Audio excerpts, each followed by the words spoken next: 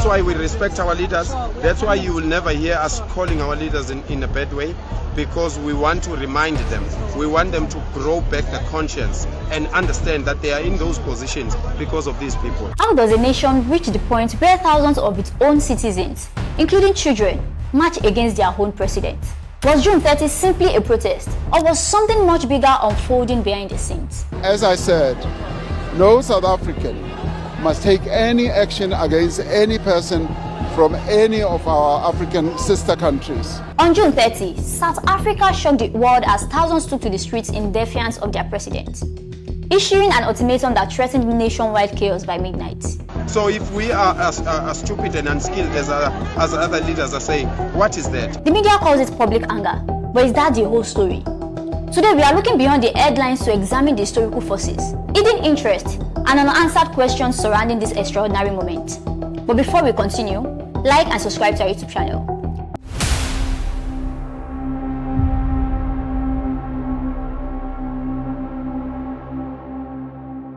But yesterday night, police commissioner spoke about that the weapons and sticks that the marchers are holding were not going to be allowed today, and that was a non-negotiable. To understand June 30, we have to look at what came before it. For weeks, a campaign spread across TikTok, X, and WhatsApp, urging South Africans to mobilize on June 30 and demanding that undocumented foreign nationals leave the country. As the date approached, concern grew. Several African governments, including Nigeria, Malawi, Zimbabwe, and Mozambique, issued travel advisories, while some also assisted citizens who wished to return home. On June 28, President Cyril Ramaphosa appealed for calm, describing June 30 as a normal working day and warning that anyone taking the law into their own hands would face legal consequences. Yet, on June 30, crowds gathered in parts of Gauteng, KwaZulu-Natal, and the Western Cape. Among them were families and children, signaling that many participants saw the demonstration as more than a one-day protest. So we ask, why did so many people openly defy their president? For years, groups such as Operation Dudula, associated with figures like Lala Lux Lamini, have argued that the government has failed to address illegal immigration and citizens' concerns. To many protesters, this wasn't simply an act of defiance. It was a statement that they believed they were reclaiming their country's future.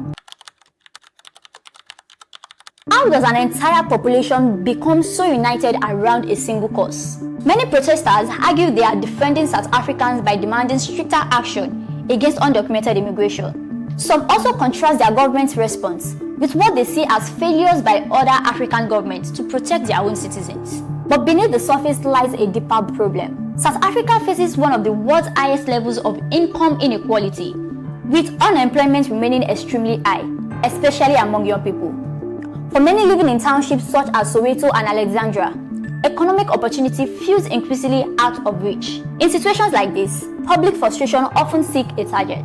Critics argue that years of corruption, poor governance, and failing public services have fueled widespread anger. At the same time, some politicians and activist groups have increasingly blamed undocumented immigrants for unemployment, crime, and pressure on public services. Whether those claims reflect the full picture is heavily debated. Many analysts argue that focusing public anger on immigrants can divert attention from deeper structural problems, including corruption, weak institutions, and long-standing economic challenges. The roots of these tensions go far deeper than modern politics. They trace back to the apartheid era, when the white minority government relied heavily on migrant labor from countries such as Lesotho, Mozambique, and Malawi to supply South Africans' mile.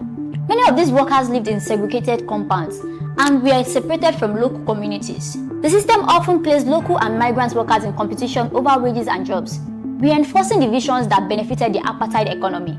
Although apartheid ended in 1994, many of those social and economic scars remain. Historians argue that decades of segregation, economic inequality, and isolation weakened a broader sense of African solidarity, leaving mistrust that can still be exploited during times of economic hardship. One of the most controversial questions is this: if these movements are solely about immigration laws, why do their actions overwhelmingly focus on low-income migrants rather than all undocumented foreigners?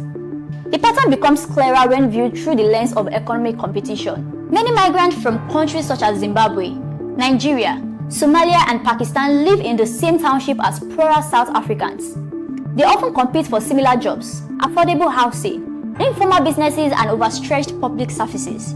By contrast, many wealthier expatriates and foreign professionals live in different neighborhoods, work in the formal economy, and rely less on public services. As a result, they are far less visible in the daily struggles of disadvantaged communities. Many researchers argue that this suggests the conflict is driven not only by immigration concerns, but also by economic insecurity. In terms of hardship, public frustration often falls most heavily on those seen as direct competitors for limited opportunities, rather than on the broader structural causes of poverty and inequality. If we strip away the emotion and political rhetoric, what does the evidence suggest? Many protesters argue that South Africa is being overwhelmed by undocumented immigrants. However, available estimates indicate that foreign-born residents make up only a small share of the country's total population, though the exact number of undocumented migrants remains uncertain. Others claim immigrants are driving violent crime. Yet, researchers and official data have found no conclusive evidence that immigrants are responsible for a disproportionate share of violent crime. Experts instead point to factors such as organized crime, inequality, unemployment, and weak institutions. On the economy, studies suggest a more complex picture. While migration can place pressure on local services in some communities, immigrants also start businesses, create jobs, pay rent, and contribute to local economic activity. The deeper paradox is this: many South Africans have legitimate grievances about unemployment, failing public services, and corruption. But many analysts argue that blaming immigrants alone cannot solve those problems. Even if every undocumented migrant left tomorrow, the country's deeper structural challenges would remain. In conclusion, the events of June 30 served as a stark reminder of what can happen when public trust in institutions breaks down and economic frustration runs deep. South Africa now faces a critical challenge: addressing the root causes of inequality, unemployment, and weak governance while preventing divisions from deepening further. The debate is far from over. Do you believe the protesters were justified in taking such drastic action because they feel their government has failed them? Or do you think anger over South Africa's challenges is being directed at the wrong people? Share your thoughts in the comments below. If you find this analysis insightful, don't forget to like the video, subscribe for more deep investigations, and I will see you in the next video. Till then, bye for now.